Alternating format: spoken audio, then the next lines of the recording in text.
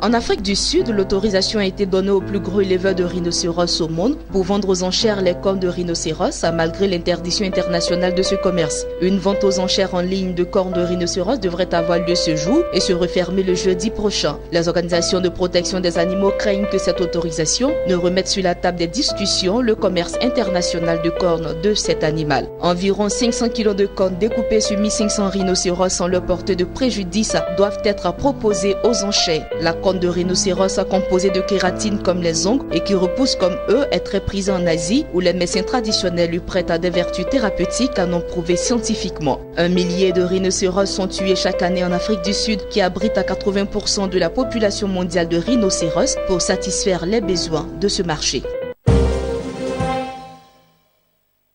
Le Trésor public nigérien a levé 25,887 milliards de francs CFA dans le cadre de l'émission des obligations assimilables à du Trésor de 30 milliards de francs CFA à 5 ans. Pour l'agence UMO à titre, ce résultat traduit la confiance des investisseurs au Trésor public du Niger et leur soutien aux initiatives de financement des actions de développement dans l'Union. Lancé le 10 août dernier, l'appel d'offres pour la cession d'obligations avait une valeur nominale unitaire de 10 000 francs CFA à prix multiple pour une durée de 60 mois. L'opération est relative à l'exécution du programme d'émission de titres publics du Niger, conformément à la stratégie à moyen et long terme de gestion de la dette.